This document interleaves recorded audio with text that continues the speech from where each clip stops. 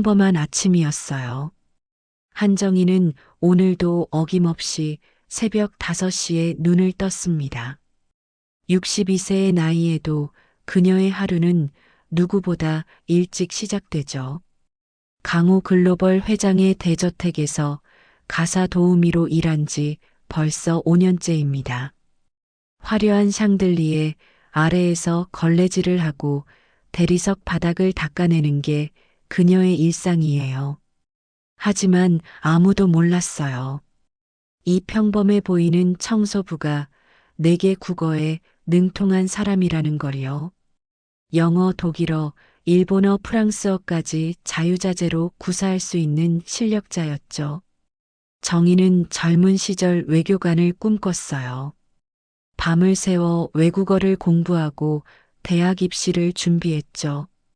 하지만 갑작스러운 아버지의 사업 실패로 모든 꿈이 물거품이 되고 말았어요. 대학은커녕 생계를 위해 공장에서 일해야 했습니다. 그렇게 40년이 흘렀어요. 결혼도 했다가 이혼도 했고 자식들도 다 떠나보냈죠. 이제 남은 건 이 저택에서의 평범한 일상뿐이었어요. 그런데 정희에게는 작은 낙이 하나 있었어요. 바로 거실 한 구석에 놓인 외국 신문들이었죠. 청소를 하다가 아무도 없을 때면 몰래 그 신문들을 펼쳐 읽곤 했어요. 독일 경제지의 칼럼을 읽으며 옛 꿈을 떠올리고 프랑스 문학지를 읽으며 잠시나마 현실을 잊었죠. 이날도 정희는 독일 신문을 읽고 있었어요. 그런데 갑자기 현관문이 요란하게 열리는 소리가 들렸습니다. 강석주 회장이 심각한 표정으로 들어오고 있었어요. 그 뒤로 비서실 직원들이 허둥지둥 따라 들어왔죠. 정희는 재빨리 신문을 접고 걸레를 들었어요. 하지만 뭔가 심상치 않은 분위기였습니다. 회장의 얼굴이 평소와 달리 창백했거든요. 비서실장이 급하게 전화를 걸고 있었어요. 직원들의 목소리가 점점 커지기 시작했죠. 정희는 구석에서 조용히 상황을 지켜봤어요. 그러다 깜짝 놀랄 만한 얘기를 듣게 됩니다. 독일에서 투자단이 온다는 거예요. 그것도 오늘 오후에요. 수천억 원 규모의 계약을 논의하러 온다고 했죠. 문제는 전담 통역사가 교통사고를 당했다는 겁니다. 지금 병원 중환자실에 있다고 했어요. 비서실은 완전히 아수라장이 되었죠. 대체 통역사를 구하려고 사방팔방 전화를 걸었어요. 하지만 이렇게 급한 일정에 맞춰줄 수 있는 사람이 없었습니다. 더군다나 전문 경제 용어를 통역할 수 있는 독일어 통역사는 더더욱 구하기 어려웠죠. 강 회장은 서재로 들어가며 고함을 질렀어요. 이 계약이 무산되면 회사가 위험해진다고 했죠. 1년 넘게 준비한 프로젝트가 한순간에 날아갈 수도 있었어요. 정희는 걸레를 쥔 손에 힘이 들어갔어요. 자신이 도울 수 있다는 걸 알고 있었죠. 하지만 감히 나설 용기가 나지 않았어요. 자신은 그저 청소부일 뿐이라는 생각이 머릿속을 가득 채웠습니다. 혹시 나섰다가 비웃음을 당하면 어떡하나 싶었죠. 이미 62세의 나이에 새로운 도전을 한다는 게 두려웠어요. 그때 누군가 정희에게 다가왔습니다. 박민우 전략기획부장이었어요. 45세의 그는 회사에서 몇 안 되는 합리적인 사람이었죠. 정의의 실력을 유일하게 눈치채고 있던 사람이기도 했어요. 며칠 전 정의가 독일 신문을 읽는 걸 우연히 본 적이 있었거든요. 박 부장은 정의에게 조용히 말을 건넸어요. 혹시 독일어를 할 줄 아시냐고 물었죠. 정희는 당황해서 아무 말도 못했어요. 하지만 박 부장의 눈빛은 진지했습니다. 그는 정희가 평소 외국 신문을 읽는 걸 봤다고 했어요. 그리고 지금 이 위기를 넘기려면 당신의 도움이 필요하다고 말했죠. 정희의 심장이 빠르게 뛰기 시작했어요. 40년 동안 잊고 지냈던 꿈이 다시 떠올랐습니다. 젊은 시절 외교관이 되고 싶었던 그 열정이 되살아났죠. 하지만 여전히 두려움이 앞섰어요. 자신은 이제 늙었고 한물간 사람이라는 생각이 들었죠. 박 부장은 정희의 어깨에 손을 얹었어요. 그리고 이렇게 말했습니다. 당신의 재능을 이대로 썩히기엔 인생이 너무 아깝다고요. 나이는 숫자일 뿐이라고 했죠. 지금 이 순간이 마지막 기회일 수도 있다고 했어요. 정희는 떨리는 손으로 고무장갑을 벗었습니다. 5년 동안 매일 끼고 벗었던 그 장갑을 바닥에 내려놓았죠. 그리고 거울 앞에 섰어요. 초라한 작업복 차림의 자신을 바라봤습니다. 하지만 눈빛만큼은 젊은 시절처럼 반짝이고 있었어요. 정희는 심호흡을 크게 했어요. 그리고 비서실이 있는 쪽으로 걸어갔죠. 복도를 걸으며 수없이 망설였어요. 돌아갈까 싶었죠. 하지만 발걸음을 멈추지 않았습니다. 비서실 문을 열었을 때 모두가 정희를 쳐다봤어요.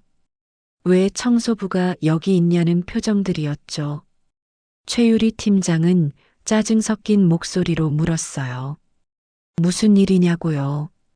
정희는 떨리는 목소리로 대답했습니다. 제가 독일어 통역을 할 수 있다고요. 순간 비서실이 조용해졌어요. 그러다 누군가 비웃는 소리가 들렸습니다. 청소부가 무슨 통역이냐며 코웃음을 쳤죠. 최 팀장도 어이없다는 표정을 지었어요. 하지만 박 부장이 나섰습니다. 한번 테스트해 보자고 했죠. 어차피 다른 방법도 없지 않냐고 했어요. 강 회장이 서재에서 나왔습니다. 무슨 소동이냐며 화난 목소리로 물었죠. 박 부장이 상황을 설명했어요. 정희가 독일어를 할 수 있다고 했습니다. 강 회장은 정희를 위아래로 훑어봤어요. 그리고 냉정하게 물었죠. 진짜 할 수 있냐고요. 정희는 고개를 들어 회장을 똑바로 쳐다봤어요. 그리고 유창한 독일어로 대답했습니다. 경제 전문 용어까지 섞어가며 완벽하게 말했죠. 강 회장의 표정이 놀라움으로 바뀌었어요. 비서실 직원들도 입을 다물지 못했습니다. 이 평범한 청소부가 이렇게 완벽한 독일어를 구사할 줄은 아무도 몰랐거든요. 강 회장은 잠시 생각하더니 고개를 끄덕였어요. 좋다며 오늘 회의를 맡아보라고 했죠. 대신 한 번이라도 실수하면 그대로 쫓아내겠다고 경고했어요. 정희는 알겠다고 대답했습니다. 그리고 회의 자료를 달라고 요청했죠. 비서실 직원이 마지못해 서류 뭉치를 건넸어요. 정희는 그 자료를 받아들고 빈 회의실로 들어갔습니다. 오후 2시까지 남은 시간은 4시간뿐이었어요. 그 시간 동안 모든 자료를 숙지해야 했죠. 정희는 책상에 앉아 자료를 펼쳤어요. 복잡한 경제 용어와 계약 조건들이 빼곡히 적혀 있었죠. 하지만 정희는 당황하지 않았어요. 40년 동안 혼자 공부해온 실력이 있었으니까요. 독일 경제지를 읽으며 익힌 용어들이 하나씩 떠올랐습니다. 오후 2시가 되었어요. 독일 투자단이 도착했습니다. 5명의 중년 남자들이 회의실로 들어왔죠. 모두 날카로운 눈빛을 가진 사람들이었어요. 이들은 한국 시장에 수천억 원을 투자하려는 독일 재벌 그룹의 핵심 인사들이었습니다. 강 회장이 악수를 나누며 인사를 했어요. 그리고 통역사를 소개한다며 정희를 불렀죠. 정희가 회의실로 들어섰을 때 독일인들이 의아한 표정을 지었어요. 너무 나이 많은 여성이 통역을 맡는다는 게 의외였던 거죠. 하지만 정희가 입을 열자 분위기가 완전히 바뀌었습니다.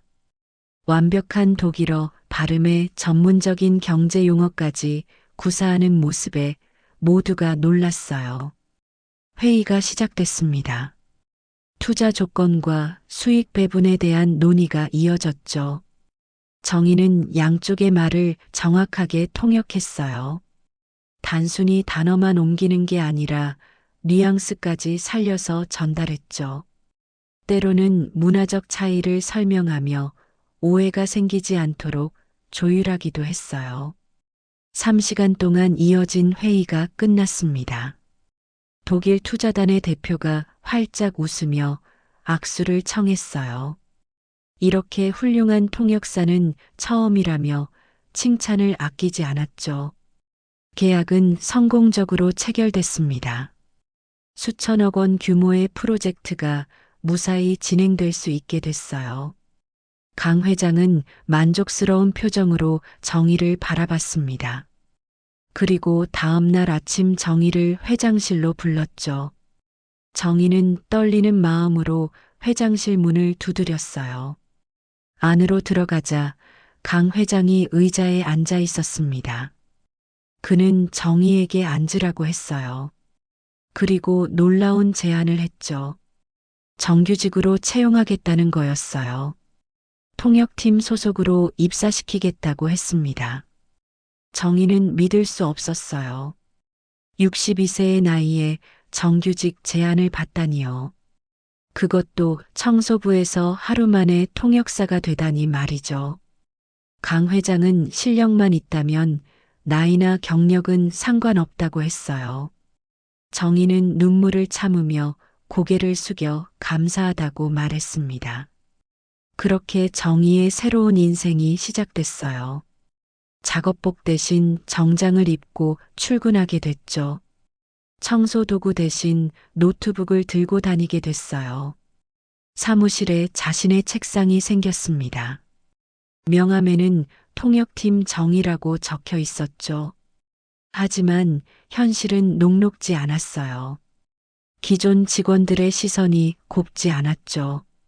특히 최유리 팀장은 정의를 노골적으로 무시했어요. 낙하산으로 들어온 청소부라며 뒤에서 험한 말을 했죠. 다른 직원들도 정의를 동료로 인정하지 않았어요. 회의에 참석해도 의견을 묻지 않았습니다. 점심시간엔 함께 식사하자는 사람이 없었죠. 정의는 혼자 구내식당 구석에 앉아 밥을 먹었어요. 하지만 포기하지 않았습니다. 오히려 더 열심히 일했죠. 새벽에 출근해서 밤늦게까지 공부했어요. 독일어뿐만 아니라 영어, 일본어, 프랑스어 통역 실력도 갈고 닦았습니다. 경제 전문 서적을 읽으며 지식을 쌓아갔죠. 그러던 어느 날 강 회장이 정의를 다시 불렀어요. 이번엔 더 큰 프로젝트를 맡기겠다고 했습니다. 중동 지사 설립 프로젝트였어요. 아랍 국가들과의 협상을 총괄하는 역할이었죠. 정의는 당황했어요. 아랍어는 할 줄 모르는 데다 중동 문화에 대한 지식도 부족했거든요. 하지만 강 회장은 배우면 된다고 했습니다. 당신이라면 할 수 있다고 믿는다고 했죠. 정의는 그날부터 아랍어 공부를 시작했어요. 온라인 강의를 들으며 기초부터 다졌죠. 중동 문화와 비즈니스 관습에 대한 책을 수십 권 읽었어요. 이슬람 문화를 이해하기 위해 코란까지 공부했습니다. 밤을 새우는 날이 많았어요. 사무실에 홀로 남아 책을 읽고 공부했죠. 청소하던 시절보다 더 고된 나날이었어요. 하지만 정의는 행복했습니다. 자신이 성장하고 있다는 걸 느낄 수 있었거든요. 3개월 후 중동 투자단과의 첫 미팅이 있었어요. 정희는 떨리는 마음으로 회의실에 들어갔죠. 아랍 전통 복장을 한 사람들이 앉아 있었어요. 정희는 아랍어로 정중하게 인사를 건넸습니다. 그들의 문화를 존중하는 태도를 보였죠. 회의는 순조롭게 진행됐어요. 정희의 통역 실력뿐만 아니라 문화적 이해도가 높다는 평가를 받았습니다. 하지만 그때 최유리 팀장이 끼어들었어요. 정희가 번역한 내용에 문제가 있다며 지적을 한 거죠. 사실 아무 문제가 없었어요. 최 팀장은 그저 정의를 곤란하게 만들려고 한 거였습니다. 정의는 침착하게 설명했어요. 자신의 번역이 왜 정확한지 근거를 들어 말했죠. 하지만 최 팀장은 계속 트집을 잡았어요. 회의 분위기가 어색해지기 시작했습니다. 그때 박 부장이 나섰어요. 정의의 통역이 정확하다고 확인해줬죠. 아랍투자단 대표도 고개를 끄덕이며 동의했어요. 최 팀장은 할 수 없이 물러섰습니다. 회의가 끝난 후 정희는 화장실로 갔어요. 거울 앞에서 한숨을 쉬었죠. 아무리 잘해도 인정받기 어렵다는 생각이 들었어요. 그때 최 팀장이 화장실로 들어왔습니다. 그리고 냉소적으로 웃으며 말했죠. 청소부 주제에 잘난 척하지 말라고요. 언젠가 꼬투리를 잡아서 쫓아내겠다고 했어요. 정희는 아무 말도 하지 않았습니다. 그저 조용히 화장실을 나왔죠. 하지만 마음속으론 다짐했어요. 절대 포기하지 않겠다고요. 며칠 후 회사에 큰 사건이 터졌습니다. 중동 프로젝트 기밀 서류가 유출된 거예요. 경쟁사의 핵심 정보가 넘어갔다는 사실이 밝혀졌죠. 회사는 발칵 뒤집혔어요. 강 회장은 범인을 찾아내라고 호통을 쳤습니다. 보안팀이 조사에 나섰어요. 그런데 모든 의심이 정의에게 쏠렸습니다. 외부에서 들어온 사람이라는 이유 때문이었죠. 게다가 정의가 해당 서류에 접근할 수 있는 권한이 있었어요. 최 팀장은 이 기회를 놓치지 않았습니다. 정의가 범인일 가능성이 높다며 강 회장에게 보고했죠. 회의실에서 정의를 압박하기 시작했어요. 정의는 억울함에 떨렸어요. 자신은 절대 그런 짓을 하지 않았다고 항변했죠. 하지만 명확한 증거가 없었어요. 오히려 정황상 정의가 의심받을 수밖에 없는 상황이었습니다. 강 회장도 정의를 차갑게 바라봤어요. 실망스럽다는 표정이었죠. 당분간 업무에서 배제하겠다고 통보했어요. 조사가 끝날 때까지 자택 대기 명령을 내렸습니다. 정의는 멍한 상태로 회사를 나왔어요. 하루아침에 모든 게 무너진 기분이었죠. 겨우 얻은 기회가 이렇게 끝나는 건가 싶었어요. 집으로 돌아온 정희는 소파에 앉아 멍하니 천장을 바라봤습니다. 눈물이 흘러내렸어요. 하지만 오래 주저앉아 있을 수는 없었죠. 정희는 스스로 진실을 밝혀내기로 결심했어요. 자신의 결백을 증명할 방법을 찾기 시작했습니다. 정희는 그날부터 단서를 찾기 시작했어요. 먼저 서류 유출 경로를 역추적했죠. 회사 보안 시스템 로그를 확인할 수는 없었지만 다른 방법이 있었어요. 정희는 평소 꼼꼼하게 기록을 남기는 습관이 있었거든요. 자신의 노트북에 저장된 업무 일지를 뒤져봤습니다. 언제 누가 어떤 서류에 접근했는지 메모한 내용들이 있었죠. 그 기록들을 하나하나 분석하기 시작했어요. 밤을 새워가며 패턴을 찾았습니다. 그러던 중 이상한 점을 발견했어요. 서류가 유출된 날 최 팀장이 평소와 다른 시간에 사무실에 있었다는 거죠. 보통 저녁 6시면 퇴근하는데 그날은 밤 10시까지 남아 있었어요. 정희는 더 깊이 파고들었습니다. 회사 CCTV 영상을 확인할 방법을 찾았죠. 경비실에서 일하는 아저씨와 친하게 지냈던 게 도움이 됐어요. 그 아저씨에게 부탁해서 그날의 영상을 볼 수 있었습니다. 영상을 확인한 정희는 충격을 받았어요. 최 팀장이 늦은 시간에 정희의 책상으로 가는 모습이 찍혀 있었거든요. 정희의 컴퓨터를 몰래 사용한 것 같았죠. 하지만 이것만으론 증거가 부족했어요. 정희는 더 확실한 증거가 필요했습니다. 그래서 회사 IT팀에 근무하는 후배에게 연락했죠. 그 후배는 정희가 과거에 도움을 준 적이 있어서 호의적이었어요. 컴퓨터 로그 기록을 비공식적으로 확인해 줄 수 있었습니다. 로그를 분석한 결과 놀라운 사실이 드러났어요. 정희의 계정으로 접속했지만 실제 IP 주소는 최 팀장의 컴퓨터였던 거죠. 최 팀장이 정희의 비밀번호를 알아내서 몰래 사용한 겁니다. 정희는 이 모든 증거를 정리했어요. 그리고 강 회장에게 직접 만나자는 메일을 보냈죠. 강 회장은 처음엔 거절했어요. 하지만 정희가 결정적 증거가 있다고 하자 마음을 바꿨습니다. 다음 날 정희는 회장실로 들어갔어요. 준비한 자료들을 펼쳐 보였죠. CCTV 영상과 컴퓨터 로그 기록, 그리고 시간대별 분석 자료까지 모두 제시했어요.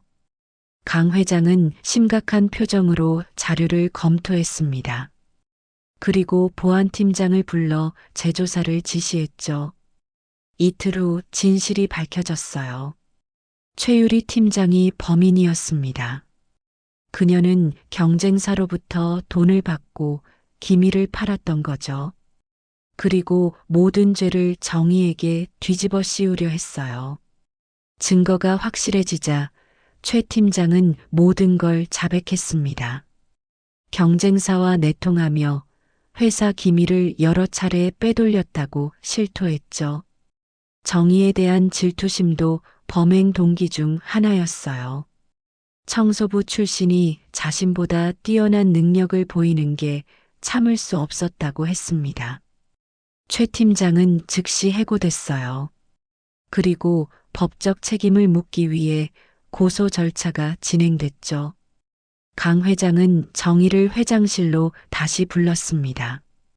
이번엔 진심 어린 사과를 전했어요. 의심해서 미안하다고 했죠. 그리고 정희의 능력을 제대로 인정하겠다고 약속했어요. 정희는 담담하게 받아들였습니다. 자신의 결백을 증명할 수 있어서 다행이라고 말했죠. 며칠 후 회사에 공지가 떴어요. 정희가 글로벌 소통 본부장으로 승진한다는 내용이었습니다.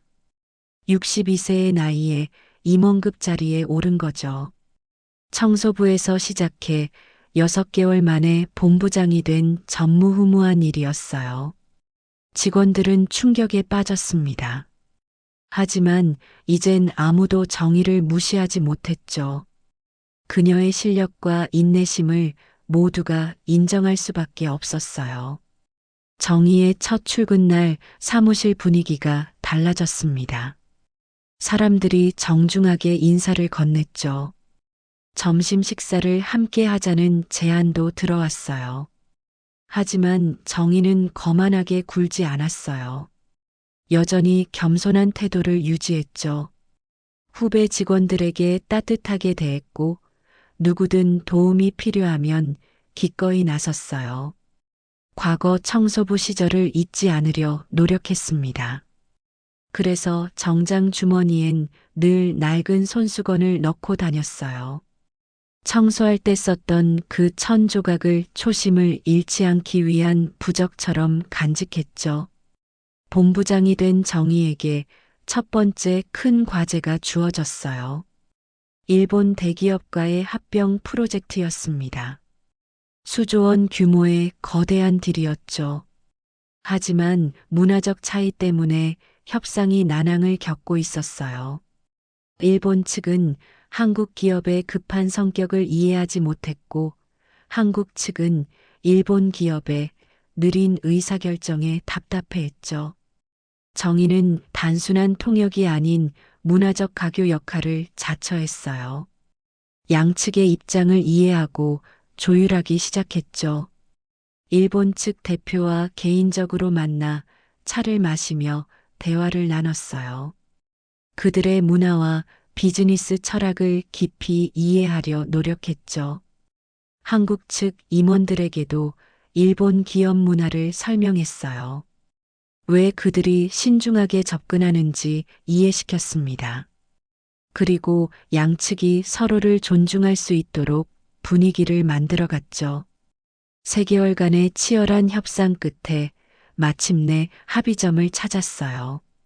정의의 노력 덕분에 불가능해 보였던 합병이 성사됐습니다. 강 회장은 정의를 불러 진심으로 감사를 표했어요. 당신이 아니었다면 이 합병은 불가능했을 거라고 했죠. 정의는 회사의 핵심 인재로 완전히 자리 잡았어요. 이제 누구도 그녀의 과거를 문제 삼지 않았습니다. 오히려 그 독특한 이력이 강점으로 인정받았죠. 청소부에서 시작했기에 현장의 목소리를 잘 이해한다는 평가를 받았어요. 어떤 직급의 사람과도 편하게 소통할 수 있는 능력이 있었죠. 정의는 이제 자신의 경험을 나누고 싶었어요. 자신처럼 꿈을 포기했던 사람들에게 희망을 주고 싶었죠. 그래서 강 회장에게 제안을 했습니다. 나이나 학력에 상관없이 실력 있는 사람을 발굴하는 프로그램을 만들자고요. 강 회장은 흔쾌히 동의했어요. 그렇게 꿈의 사다리라는 인재 양성 프로그램이 시작됐습니다. 배경이 부족해도 재능이 있다면 누구나 지원할 수 있었죠. 정의가 직접 면접을 보고 교육을 담당했어요. 첫 기수로 10명을 선발했습니다. 전직 택시기사, 식당, 종업원, 건설 노동자 등 다양한 배경의 사람들이었죠. 하지만 모두 숨겨진 재능을 가진 사람들이었어요. 정의는 그들을 정성껏 가르쳤습니다. 외국어 교육뿐만 아니라 비즈니스 매너와 업무 능력도 키워줬죠. 자신이 겪었던 어려움을 바탕으로 실질적인 조언을 아끼지 않았어요. 6개월 후 첫 기수 졸업생들이 회사에 정식 입사했습니다. 모두 각자의 분야에서 훌륭하게 일해냈죠. 이 프로그램의 성공 소식이 언론에 알려졌어요. 정의의 이야기도 함께 보도됐습니다. 62세의 청소부에서 본부장이 된 기적 같은 스토리였죠. 많은 사람들이 감동했어요.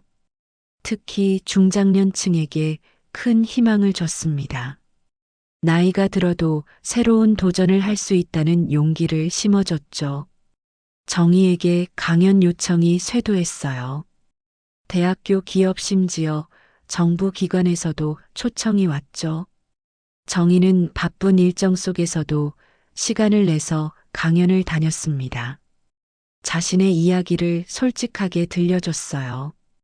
실패와 좌절 그리고 재기의 과정을 숨김없이 나눴죠. 강연을 들은 사람들 중 많은 이들이 변화를 시작했어요. 포기했던 꿈을 다시 꺼내 들었죠. 새로운 공부를 시작하는 사람들이 생겨났어요. 정의는 그들을 보며 보람을 느꼈습니다. 자신의 경험이 누군가에게 도움이 된다는 게 행복했죠. 이제 정의의 일상은 완전히 달라졌어요. 아침마다 정장을 차려입고 출근했습니다. 운전기사가 태워주는 차를 타고 회사에 도착하죠. 전용 사무실에서 커피를 마시며 하루를 시작해요. 비서가 일정을 브리핑해주고 중요한 회의가 줄지어 잡혀 있었죠. 하지만 정희는 과거를 절대 잊지 않았어요. 매주 금요일 아침엔 일찍 출근해서 직접 사무실 청소를 했습니다. 후배 직원들이 말렸지만 정희는 고집을 부렸죠.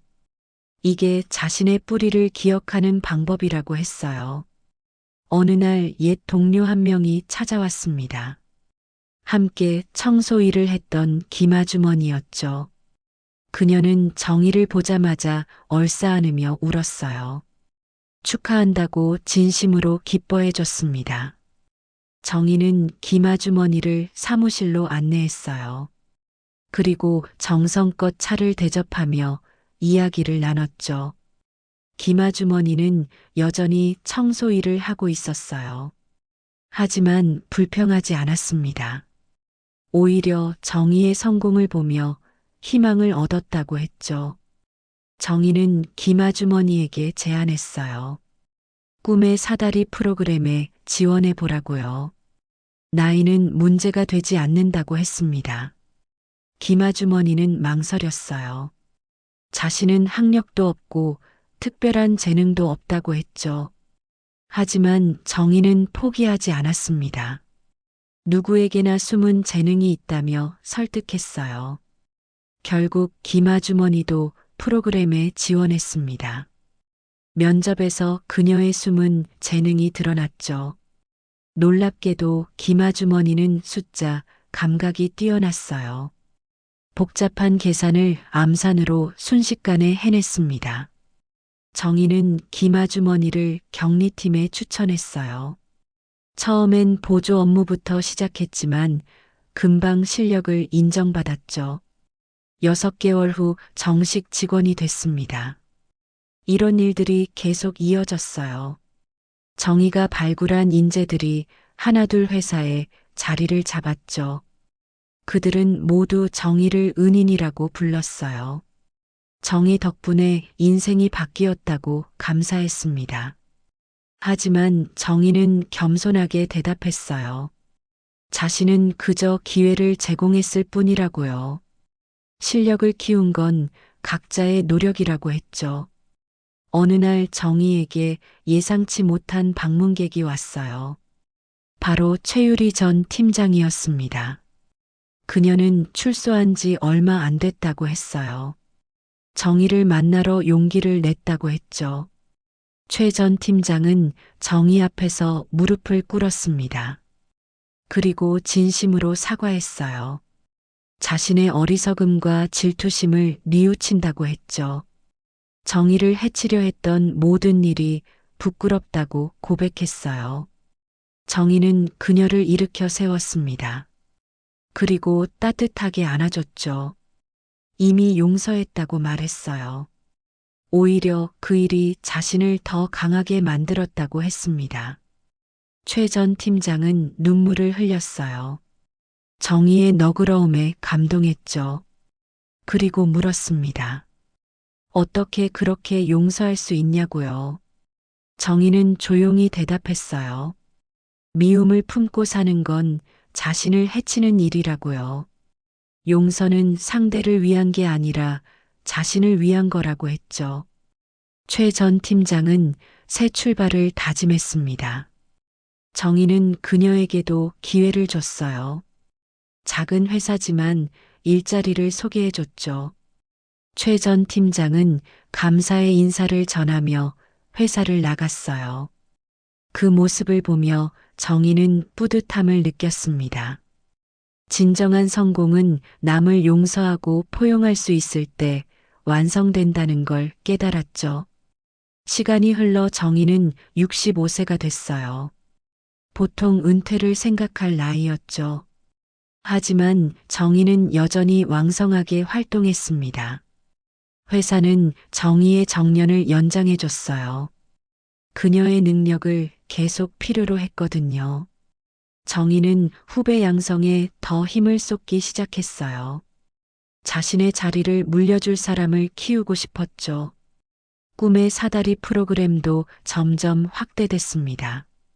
이제 전국 단위로 인재를 발굴했어요. 지방 소도시의 숨은 인재들까지 찾아내기 시작했죠. 어느 날 한 젊은 여성이 프로그램에 지원했어요. 28살의 미혼모였습니다. 어린아이를 키우며 편의점 아르바이트로 생계를 유지하고 있었죠. 하지만 그녀에겐 놀라운 언어 재능이 있었어요.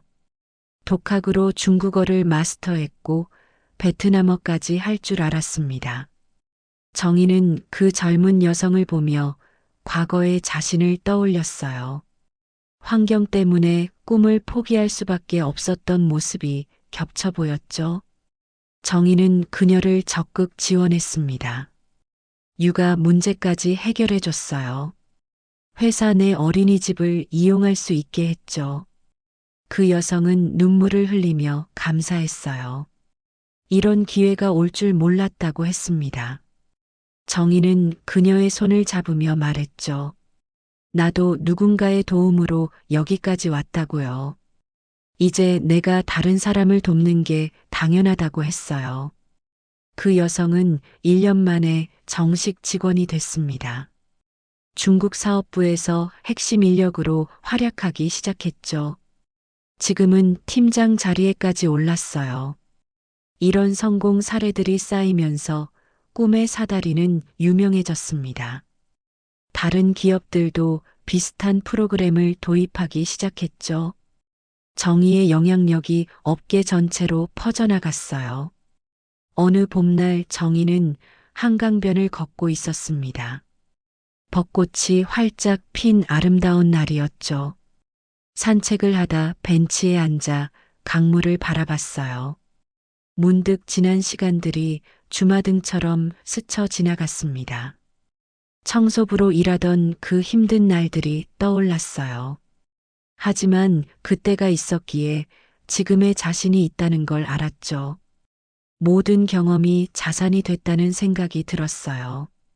정희는 가방에서 낡은 손수건을 꺼냈습니다.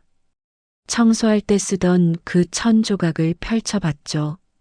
손때가 묻고 색이 바랜 그 천이 여전히 소중했어요. 이게 자신의 뿌리라는 걸 잊지 않으려 했습니다. 그때 휴대폰이 울렸어요. 회사에서 걸려온 전화였죠. 긴급 회의가 있다고 했습니다. 정희는 벤치에서 일어났어요. 그리고 다시 걷기 시작했죠. 여전히 바쁜 일상이 기다리고 있었어요. 하지만 정희는 행복했습니다. 자신이 필요한 곳이 있다는 게 감사했죠.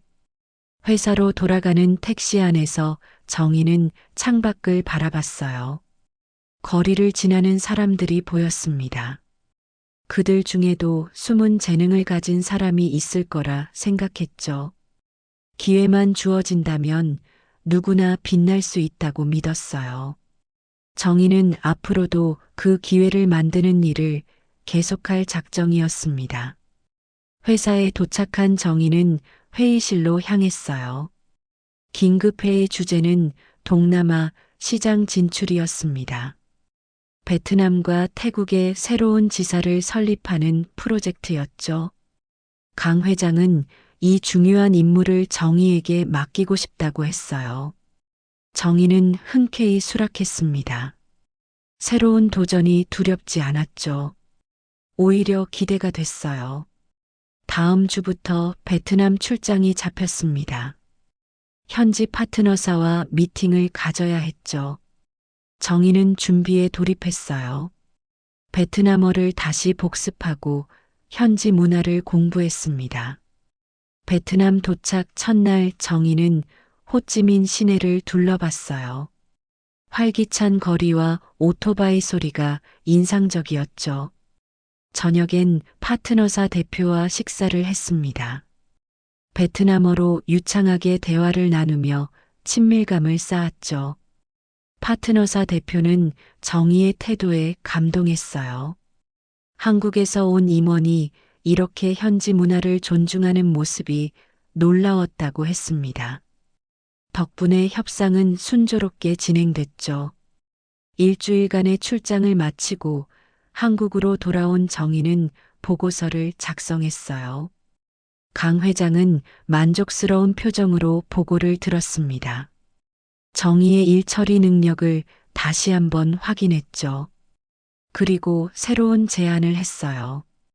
아예 베트남 지사장을 맡아보는 게 어떻냐고요. 정의는 잠시 고민했습니다. 65세의 나이에 해외 발령을 가는 게 쉬운 결정은 아니었죠. 하지만 도전해 볼 만한 가치가 있다고 판단했어요.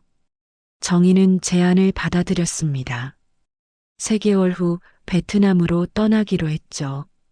한국에 남은 시간 동안 후임자를 양성하는 데 집중했어요. 꿈의 사다리 프로그램도 다른 사람에게 인수인계했습니다. 믿을 만한 후배에게 맡겼죠. 그 후배는 정의가 직접 키운 인재였어요. 프로그램을 잘 이끌어갈 거라 확신했습니다. 베트남으로 떠나기 전날 회사에서 송별회가 열렸어요. 많은 직원들이 모여 정의를 배웅했습니다. 꿈의 사다리 출신 직원들은 눈물을 흘렸죠. 정의에게 감사 인사를 전했어요. 정의는 그들을 하나하나 안아주며 격려했습니다. 앞으로도 계속 성장하라고 당부했죠. 베트남 생활이 시작됐어요. 처음엔 낯설고 어려운 점이 많았습니다. 날씨도 습하고 더워서 적응이 쉽지 않았죠. 하지만 정의는 포기하지 않았어요. 현지 직원들과 소통하며 빠르게 적응해 나갔습니다. 베트남어로 직접 소통하니 직원들이 마음을 열었죠.